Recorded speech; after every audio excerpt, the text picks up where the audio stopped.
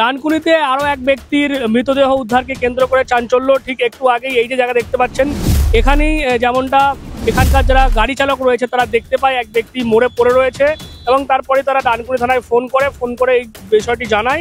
এবং এই মুহূর্তে আমরা দেখতে পাচ্ছি ডানকুনি থানার পুলিশ এসছে ঘটনাস্থলে, এসে তাদের যে পুলিশের যে অ্যাম্বুলেন্স, সেই অ্যাম্বুলেন্সে করে এই যে মৃতদেহ সেটাকে উদ্ধার করা হচ্ছে। যেমনটা পুলিশের প্রাথমিক অনুমান যে কোনো ভবঘুরে এখানে হয়তো থাকতো। দেখা যাচ্ছে এখনো এখানে বেশ কিছু জলের বোতল পড়ে রয়েছে, কিছু প্যাকেট যেগুলো চেয়ে চুয়ে বিভিন্ন জায়গা থেকে এই ভবঘুরেরা সাধারণত পেয়ে থাকে সেই সমস্ত খাওয়া দাওয়ার। তো কী কারণে তার মৃত্যু হলো?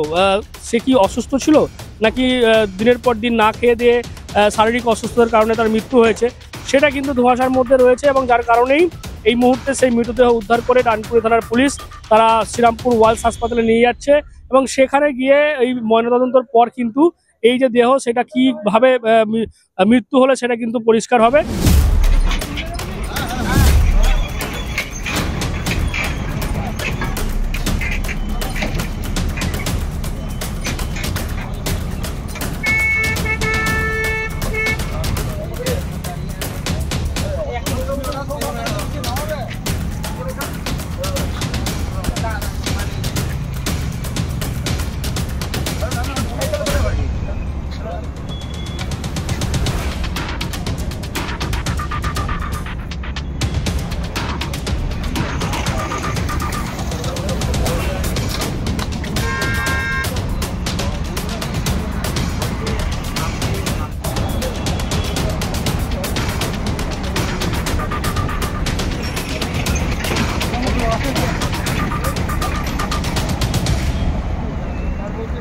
এই জায়গাতেই যেটা মূলত হচ্ছে ডানকুনির যে বর্ধমান যাওয়ার যে রাস্তা রয়েছে, এই মুহূর্তে রাস্তা সম্প্রসারণের কাজ চলছে।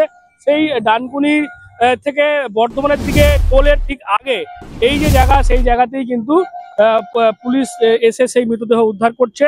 এই ব্যক্তি কোথায় বাড়ি, তার কি নাম, সে কি ট্রাক চালক, সে কি ভবঘুরে, এই সমস্ত বিষয় কিন্তু পুলিশ জানার চেষ্টা করছে।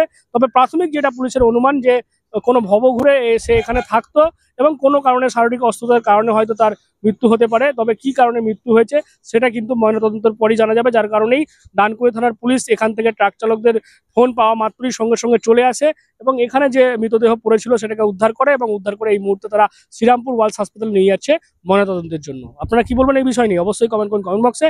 এরকম আরো খবর পেতে নজর রাখবেন ডিএনএন বাংলায়। ডিএনএন বাংলা সবার মনে, সবার ফোনে।